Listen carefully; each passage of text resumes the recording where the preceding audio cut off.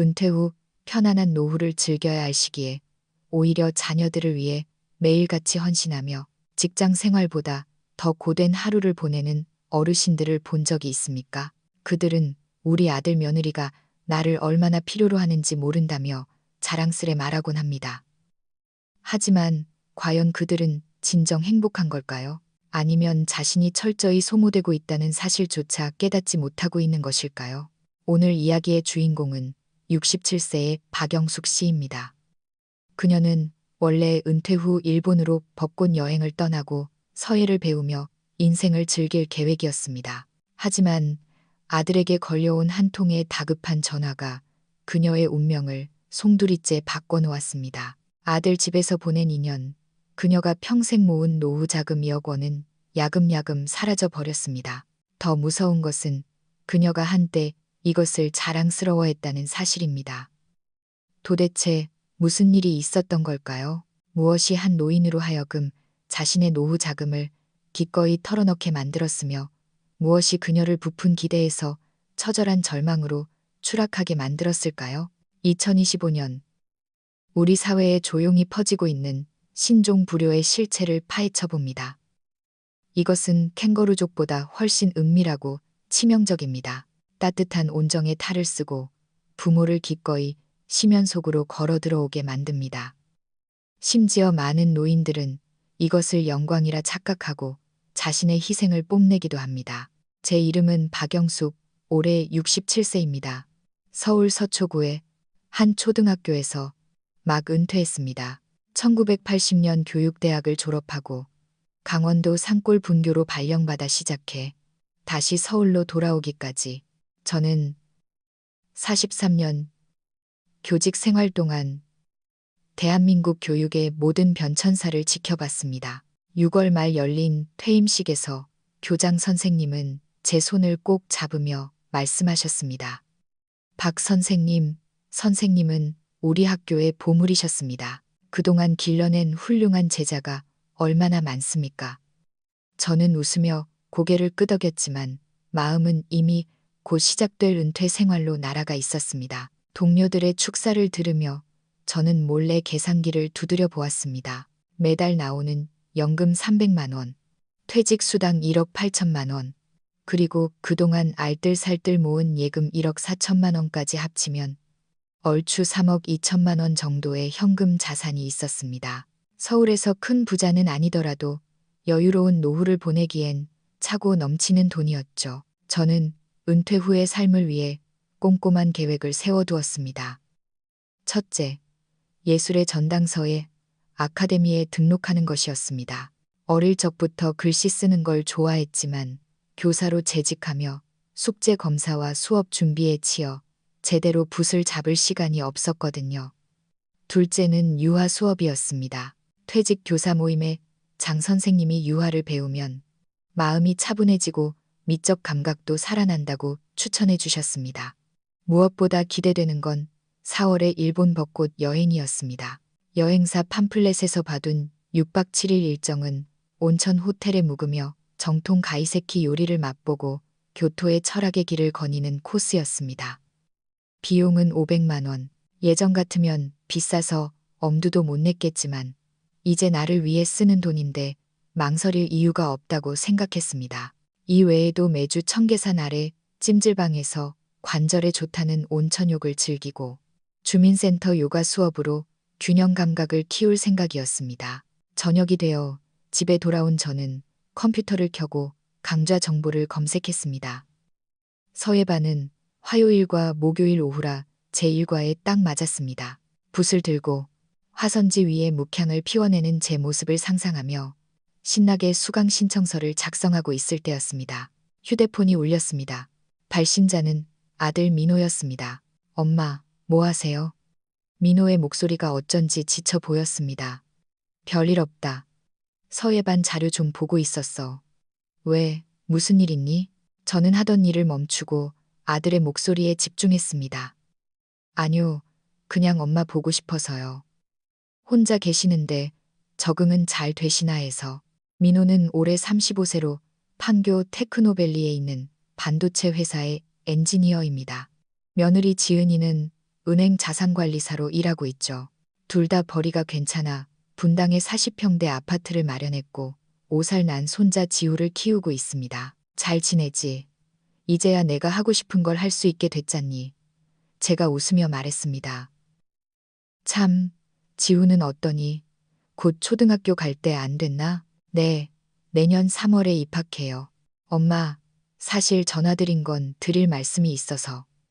민호가 말을 잇지 못하고 머뭇거렸습니다. 무슨 일인데? 괜찮으니까 말해봐. 별거 아니에요.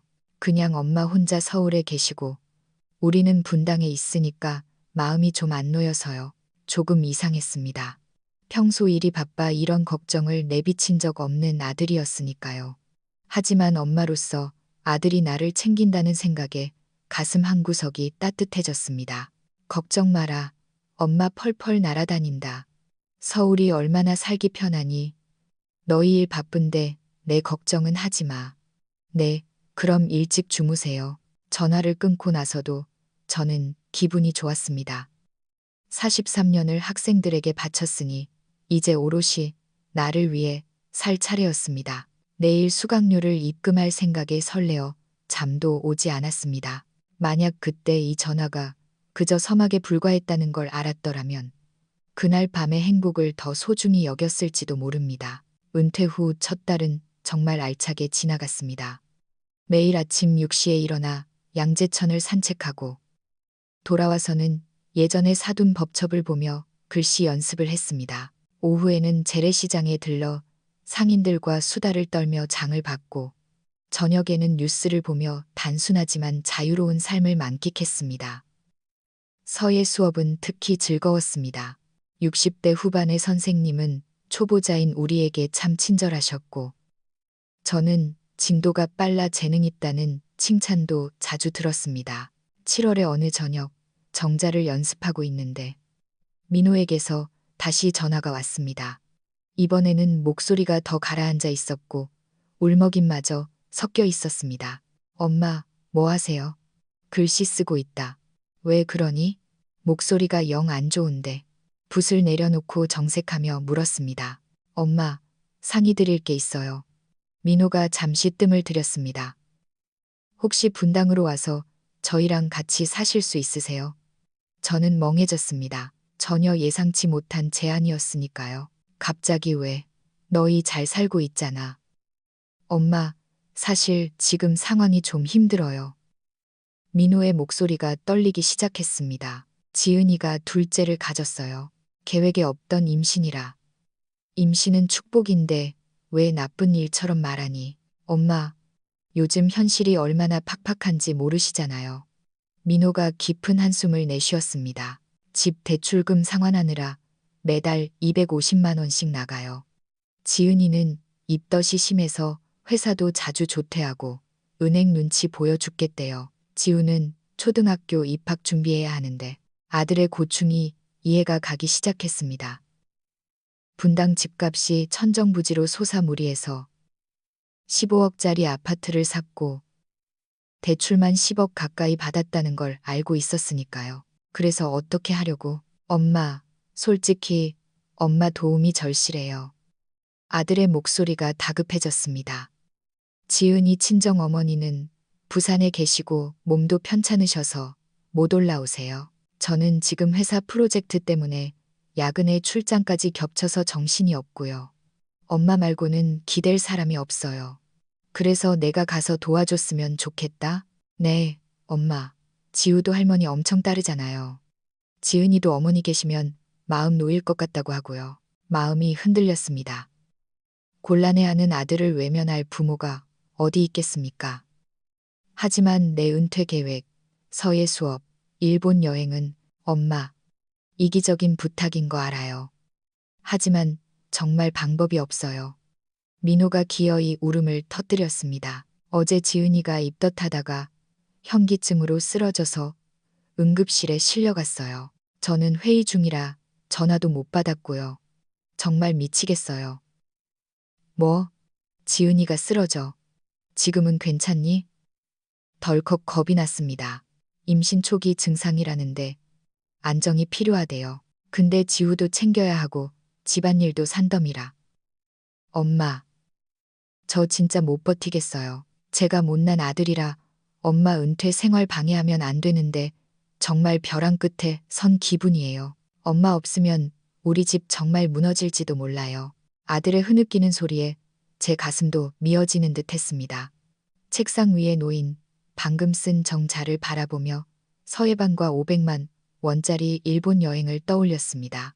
하지만 절망에 빠진 아들의 목소리 앞에서 그 모든 계획은 사치처럼 느껴졌습니다. 엄마, 대답 없는 거 보니 많이 곤란하신가요? 곤란하긴, 엄마가 뭐가 곤란해. 저는 깊게 숨을 들이마셨습니다. 너희가 내게 가장 중요한 사람들인데 엄마가 당연히 도와야지.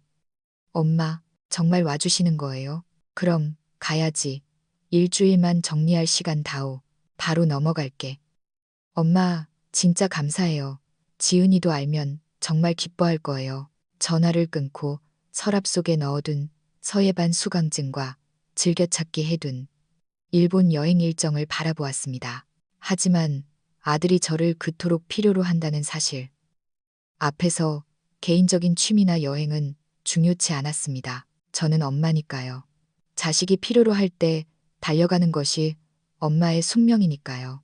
그 순간 저는 마치 전장으로 떠나는 전사처럼 비장했습니다. 내 아들과 그 가정을 구하러 가는 것이었으니까요. 일주일 동안 저는 정신없이 신변을 정리했습니다. 서예반은 환불했고 여행사 계약금도 포기했습니다. 꼼꼼히 세운 은퇴 계획들이 하나둘 지워질 때마다 아쉬움이 남았지만 아들 가족을 위한 일이라며 스스로를 다독였습니다. 퇴직 교사 단톡방에 분당으로 간다는 소식을 알리자 동료들이 부러워했습니다. 영숙쌤은 복도 많아 아들이 저렇게 효자라 엄마 모시려고 하고. 맞아요. 늙어서 제일 무서운 게 쓸모 없어지는 건데 영숙쌤은 가서 할 일이 있으니 얼마나 좋아. 그 말들의 위로를 받았습니다. 그래. 누군가에게 필요한 존재가 된다는 건 멋진 일이야.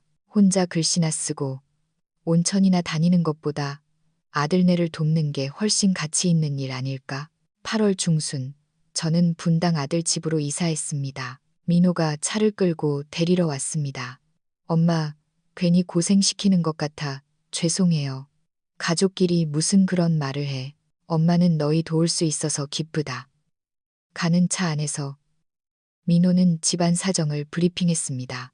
며느리 지은이는 임신 7개월 차라 배가 많이 불러 거동이 힘들고 지우는 9월 입학 준비로 바쁘다고 했습니다. 엄마 오셔서 정말 다행이에요. 지은이가 며칠 전부터 어머니 언제 오시냐고 노래를 불렀어요. 그 말에 어깨가 으쓱해졌습니다. 내가 이 집에 이렇게나 중요한 존재구나. 분당 집에 도착하니 만삭의 지은이가 힘겹게 나와 반겼습니다. 얼굴이 창백하고 수척해 보였습니다. 어머니, 드디어 오셨네요. 지은이가 눈물을 글썽이며 제 손을 잡았습니다. 걱정 마라. 이제 엄마가 왔으니 다 해결될 거야. 할머니, 지우가 달려와 품에 안겼습니다. 우리 강아지, 할머니가 많이 보고 싶었어. 짐을 풀고 저는 곧바로 집안의 사령탑이 되었습니다. 민호는 아침 7시에 출근해 밤 9시가 넘어 들어왔고 지은이는 은행에서 단축 근무를 하긴 했지만 여전히 출근을 해야 했습니다. 저는 새벽 5시 반에 일어나온 가족의 아침을 준비했습니다. 민호는 계란말이에 된장찌개를, 입덧이 심한 지은이에게는 전복죽이나 호박죽을 끓여냈습니다. 성장기인 지우를 위해선 5대 영양소를 고려한 식단을 짰죠. 엄마가 해준 밥이 최고예요. 사 먹는 거랑 차원이 달라요. 민호가 밥 2그릇을 비우며 말했습니다. 어머니 전복죽은 정말 예술이에요. 이것만 기다려요. 지은이도 거들었습니다. 칭찬은 고래도 춤추게 한다더니 저는 그 말에 신이 나 더 열심히 요리했습니다. 민호와 지은이를 출근시킨 뒤엔 40평 아파트 청소가 기다리고 있었습니다. 1층부터 2층까지 구석구석 쓸고 닦고 점심엔 지우를 유치원에서 픽업해 밥을 먹이고 오후엔 숙제를 봐주고 학원을 데려다 주었습니다. 저녁엔 퇴근하는 부부를 위해 따뜻한 밥상을 차려냈습니다. 어머니 정말 고생 많으세요. 집에 들어오면 맛있는 밥 냄새 나는 게 꿈만 같아요. 맞아요. 친정엄마 밥보다 더 맛있어요.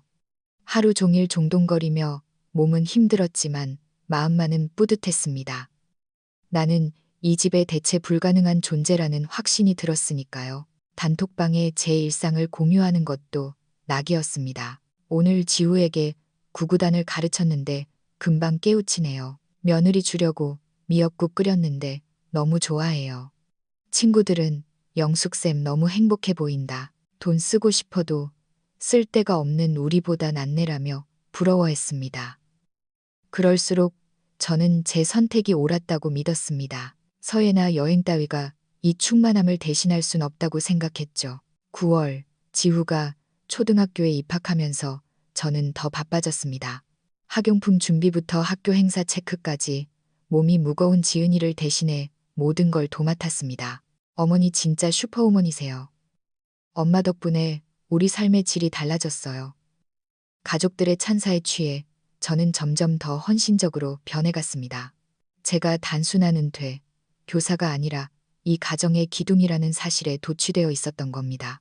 하지만 10월이 되면서 지출이 눈에 띄게 늘어나기 시작했습니다. 처음엔 민호가 생활비라며 매달 100만 원을 주었습니다. 엄마, 이거 장 보실 때 쓰세요. 부족하면 말씀하시고요. 혼자 살 때 생활비가 50, 60만 원 정도였으니 충분하다고 생각했습니다. 처음엔 가계부를 꼼꼼히 적으며 알뜰하게 썼지만 식구 내세 식비, 특히 임산부 보양식과 유기농 재료, 지후의 간식비까지 감당하기엔 턱없이 부족했습니다. 저는 자연스럽게 제 카드를 꺼내 긁기 시작했습니다. 할머니, 친구들은 다 피아노 학원 다녀요. 저도 다니면 안 돼요? 지우가 물었습니다. 그럼 다녀야지. 교육은 때가 있는 법이다. 피아노 학원비 20만 원, 태권도 15만 원, 영어 학원 40만 원, 지후의 사교육비만 70만 원이 훌쩍 넘었습니다. 엄마, 지후 학원비가 좀 부담되는데 반반씩 내면 어떨까요? 민호가 넌지시 말했습니다. 됐다. 할머니가 낼게. 손자 교육비인데 아까울 게 뭐 있니? 저는 쿨하게 제 카드를 내밀었습니다. 내 손자가 뒤처지는 건 볼 수 없었으니까요. 11월. 드디어 둘째 서윤이가 태어났습니다. 예쁜 공주님이었습니다.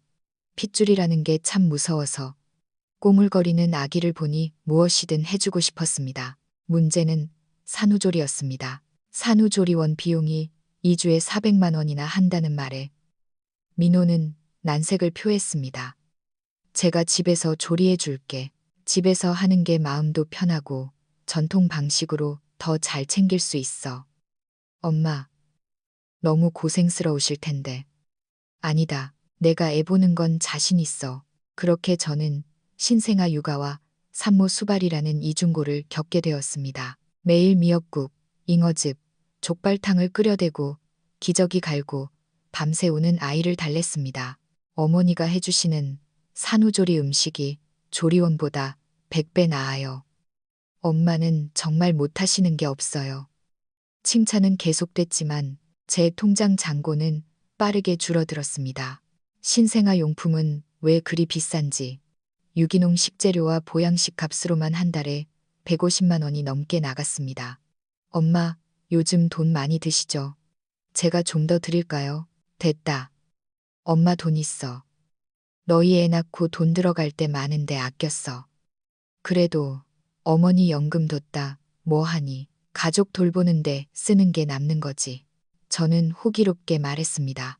지은이는 감동한 표정으로 어머니 은혜 평생 잊지 않을게요 라고 했고 저는 가족끼리 은혜는 무슨 너희 잘 사는 게 효도다라며 다독였습니다. 그때부터 묘하게 분위기가 바뀌었습니다. 12월부터 민호는 생활비를 주지 않았습니다. 슬쩍 물어보니 가족끼리 돈 계산 정확히 하는 거 정없잖아요. 엄마가 우리 집 재무부 장관 해주세요. 엄마가 관리해 주시면 든든해요 라고 하더군요. 며느리도 맞아요. 저희는 돈 쓸 줄만 알지 모을 줄 몰라요. 어머니가 중심 잡아주세요. 라며 맞장구 쳤습니다. 그 말에 저는 덜컥 우리 집 재무부 장관이라는 감투까지 쓰게 되었습니다. 장보기, 공과금, 아이들 기저귀 값, 지우 학원비까지 모두 제 퇴직금 통장에서 빠져나갔습니다. 어차피 쓸 돈, 가족 위해 쓰는 게 가치 있지라며 스스로 합리화했습니다. 단톡방에는 여전히 행복한 할머니 코스프레를 했습니다. 손녀가 처음으로 할미 하고 옹알이를 했어요. 아들이 야근하고 와서 내가 차려준 야식 먹는 모습 보니 배부르네요. 친구들은 영숙쌤은 자식들한테 아낌없이 주는 나무네. 우린 주고 싶어도 안 받는데 부럽다는 반응이었습니다. 그 반응들이 마약처럼 저를 지탱해 주었습니다. 하지만 10월부터 12월 단 석 달 만에 제 통장에서 3천만 원이 사라졌습니다. 3억 2천만 원이던 자산이 2억 9천만 원으로 줄어든 것입니다. 돈보다 더 큰 문제는 체력이었습니다. 6살 지우는 잠시도 가만히 있지 않았고 돌이 갓 지난 서윤이는 24시간 케어가 필요했습니다. 새벽 5시 30분 기상, 밤 11시 취침, 서윤이가 밤에 깨서 울면 제 방에서 제가 다독였습니다. 민호 부부는 2층이라 안 들린다고 했고 다음 날 출근해야 하니 푹 자야 한다는 논리였죠. 어머니 죄송해요. 애들이 다 그렇죠 뭐. 어머니가 베테랑이시니까 저희는 맘 놓고 자요. 지은이의 위로가 처음엔 고마웠지만 점점 몸이 축나기 시작했습니다. 4월의 어느 날 여느 때처럼 재래시장에서 장을 보고 있었습니다. 유모차에 서윤이를 태우고 한 손엔 장바구니를 든 채 고기를 고르려고 허리를 숙이는 순간 눈앞이 캄캄해지며 빙글 돌았습니다. 어머, 박 여사님, 얼굴이 백지장이야. 정육점 사장님의 외침을 끝으로 저는 의식을 잃었습니다. 눈을 뜨니 분당 서울대병원 응급실이었습니다. 유모차는 침대 옆에 있고 서윤이는 곤히 자고 있더군요. 저혈당 쇼크의 과로입니다. 혈압도 불안정하고요. 젊은 의사가 차트를 보며 심각하게 말했습니다. 올해 67세시죠. 몸이 예전 같지 않으세요. 육아는 젊은 사람들 몫입니다. 이러다 정말 큰일 나요. 그때 민호가 헐레벌떡 뛰어왔습니다. 엄마, 괜찮으세요? 놀라서 심장 떨어지는 줄 알았어요. 괜찮다. 좀 피곤해서 그래. 의사는 민호를 따로 불러 심각하게 이야기했고 민호는 연신 고개를 끄덕였습니다. 집에 돌아오니 며느리가 죽을 끓여주며 울먹였습니다. 어머니, 다 저희 탓이에요. 이렇게 편찮으신 줄도 모르고 이제 일 좀 줄이세요. 맞아요, 엄마. 의사 선생님이 절대 안정 취하래요. 저희가 알아서 할게요. 그 말에 가슴이 뭉클했습니다. 그래, 이제 좀 내려놓자. 애들도 다 컸는데, 하지만 그 효심의 유효기간은 딱 하루였습니다. 다음 날 아침, 민호가 넥타이를 매며 말했습니다. 아, 오늘 중요한 회의라 도저히 휴가 못 내겠어요. 엄마 몸 좀 어떠세요? 지후 등교 좀 부탁드려도 될까요? 의사가 쉬라고 했는데 제가 소심하게 반항해 보았습니다. 학교 앞까지만 데려다 주시는 건데 뭐 힘들겠어요? 어제 하루 푹 쉬셨잖아요. 지은이도 서윤이를 안고 나왔습니다. 어머니, 서윤이가 미열이 좀 있는데 잘 좀 봐주세요. 저도 오늘 은행 감사가 있어서 늦을 것 같아요.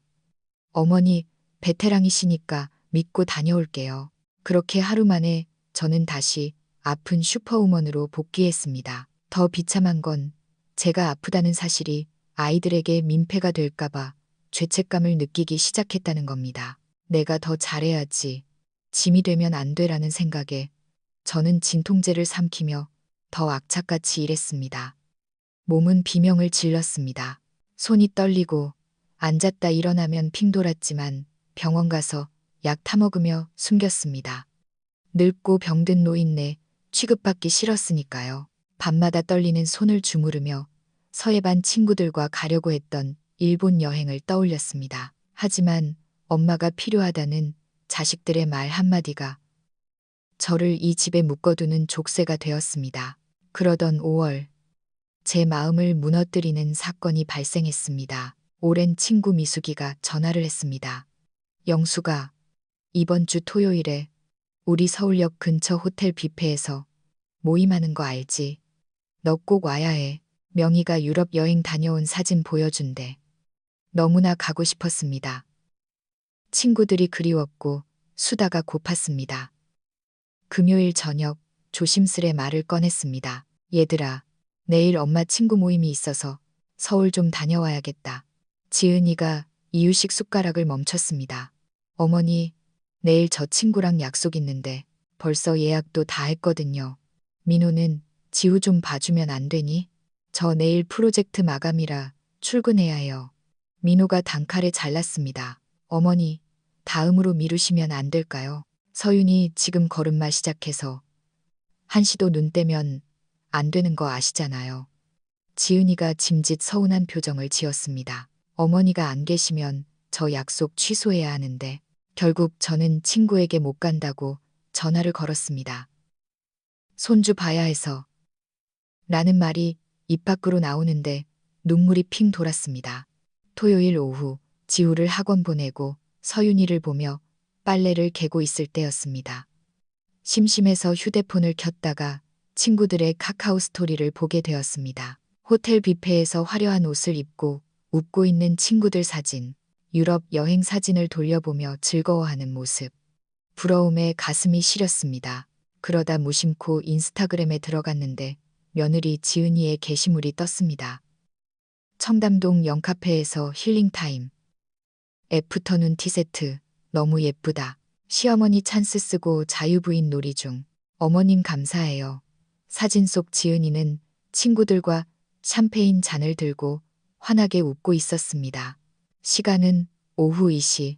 머리가 멍해졌습니다. 친구랑 약속이 있다더니 그게 호텔 애프터눈 티였나? 나는 친구 모임도 포기하고 기저귀 갈고 있는데 며느리는 시어머니 찬스라며 우아하게 차를 마시고 있다니. 더 내려보니 기가 막힌 사진들이 줄을 이었습니다. 남편 야근이라더니 네일숍에서 찍은 손사진, 병원 간다더니 백화점 화장품 코너, 거울 셀카, 심장이 미친 듯이 뛰었습니다. 손이 부들부들 떨렸습니다. 나는 가족을 위해 희생하고 있다고 믿었는데 저들은 나를 무료 고급 베이비시터이자 호구로 보고 있었던 겁니다. 내 희생은 그들에겐 당연한 권리이자 자신들의 여가를 위한 도구일 뿐이었습니다. 그날 저녁 지은이가 쇼핑백을 들고 콧노래를 부르며 들어왔습니다. 어머니, 고생하셨죠? 애들 말 잘 들었나요? 그래, 잘 놀더라. 제가 덤덤하게 대꾸했습니다. 오늘 백화점 갔다가 너무 예쁜 게 많아서 좀 샀어요. 그녀는 아무렇지 않게 말했습니다. 제가 모든 걸 알고 있다는 건 꿈에도 모른 채요. 그날 밤 저는 잠을 이루지 못하고 지난 1년의 가계부를 다시 들여다봤습니다. 식비, 공과금, 아이들 교육비, 계산기를 두드려 보니 지난 10개월간 제가 쓴 돈이 무려 6천만 원에 육박했습니다. 아들 부부는 생활비를 끊은 지 오래였고 모든 경제적 부담은 오로지 제 몫이었습니다. 800만 원짜리 명품 가방을 들고 다니는 며느리와 최신형 골프채를 산 아들을 보며 저는 콩나물 값 500원을 아끼려 흥정하던 제 모습이 떠올라 비참해졌습니다. 저는 가족이 아니라 그저 쓰기 편한 도구였습니다. 9월 말 민호가 폭탄 선언을 했습니다. 엄마, 저희 10월 중순에 일본 여행 좀 다녀올게요. 늦은 허니문 겸해서요. 지우랑 서윤이는 당연히 엄마가 봐주셔야죠. 엄마 말고 누구한테 맡겨요. 지은이가 애교 섞인 목소리로 말했습니다. 서윤이가 아직 어린데 둘 다 보려면 힘들다. 에이, 엄마 베테랑이시잖아요. 2주만 딱 부탁드려요. 저희 결혼하고 한 번도 제대로 못 쉬었잖아요. 거절하지 못하는 성격 탓에 결국 승낙했습니다. 그들은 떠나기 전날 페이스북에 세상에서 제일 위대한 우리 시어머니 덕분에 떠납니다. 어머니는 우리 집의 든든한 버팀목이라는 글을 올렸고 수많은 좋아요를 받았습니다. 그 버팀목이 속이 텅 비어 썩어가고 있는 줄은 아무도 몰랐죠. 그들이 떠나고 닷새째 되던 날 밤 사단이 났습니다. 서윤이가 갑자기 고열이 나기 시작했습니다. 체온계는 39.5도를 가리켰습니다. 해열제를 먹이고 미온수 마사지를 해도 열은 떨어지지 않고 아이는 축 늘어졌습니다. 겁에 질린 지우가 울먹였습니다. 할머니, 동생 죽는 거 아니죠? 아니야, 괜찮아. 저는 덜덜 떨리는 손으로 옷을 챙겨 입고 한 손엔 서윤이를 안고 한 손엔 지후 손을 잡고 택시를 잡아 응급실로 달렸습니다. 밤 10시에 응급실은 북새통이었습니다. 1시간을 기다려 진료를 받고 해열 주사를 마치고 밤새 뜬 눈으로 아이 상태를 체크했습니다. 다음 날 아침, 저는 탈진 상태로 민호에게 전화를 걸었습니다. 민호야, 어젯밤에 서윤이가 40도 가까이 열이 나서 응급실 다녀왔다. 네, 지금은요. 열은 좀 내렸는데 아직 기운이 없어. 나도 밤새 한숨도 못 잤고 너무 힘들다. 그러자 민호가 대뜸 짜증 섞인 목소리로 말했습니다. 엄마, 애들 크면서 열 나는 거 흔한 일이잖아요. 해열제 먹이면 되는 걸 뭘 그렇게 호들갑이세요. 뭐, 호들갑? 나 혼자 애 둘 데리고 응급실 가서 얼마나 무서웠는데. 아, 알았어요. 근데 엄마, 저희 지금 교토거든요. 내일 유니버설 스튜디오 가야 해서 일찍 자야 해요. 별일 아니면 전화 자제 좀 해주세요. 여행 기분 망치고 싶지 않아요. 뚜. 전화가 끊겼습니다. 멍하니 휴대폰을 바라보았습니다. 손녀가 40도 고열에 시달렸는데 67세 노모가 밤새 응급실에서 사투를 벌였는데 그들에겐 별일 아닌 일, 여행 기분 망치는 일이었습니다. 그 순간 머릿속에서 뭔가 툭 하고 끊어지는 소리가 들렸습니다. 나는 2억 가까운 돈을 쓰고 내 건강을 갈아 넣어 이 집안을 지탱해 왔는데 돌아온 건 호들갑 떤다는 비난뿐이었습니다. 나는 엄마가 아니었습니다. 고장 나지 말아야 할, 감정도 없어야 할 가전제품 취급을 받고 있었던 겁니다. 2주 뒤 그들이 돌아왔습니다. 양손 가득 쇼핑백을 들고요. 엄마, 저희 왔어요. 지은이는 긴자에서 산 명품 화장품을, 민호는 아키하바라에서 산 전자제품을 자랑했습니다. 엄마 선물도 사왔어요. 지은이가 내민 건 일본 드럭스토어에서 파는 300엔 약 300원짜리 동전 파스와 곤약 젤리 몇 봉지였습니다. 제 2주간의 노동, 아니, 지난 2년의 헌신에 대한 대가는 고작 싸구려 파스였습니다. 애들은 별일 없었죠. 역시 어머니한테 맡기니 마음이 편해. 응급실 사건은 까맣게 잊은 듯 했습니다. 저녁 식사 자리. 그들은 교토의 단풍과 오사카의 맛집 이야기를 신나게 떠들었습니다. 엄마도 나중에 애들 좀 더 크면 같이 가요.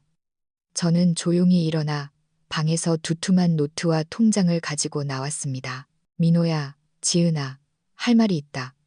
식탁 위에 노트를 펼쳤습니다. 이게 뭐예요? 지난 2년간 내가 쓴 가계부다. 저는 차분하게 읽어 내려갔습니다. 식비 월 200, 관리비 40, 지우 학원비 70, 서윤이 기저귀값, 유기농 이유식. 엄마, 갑자기 이걸 왜?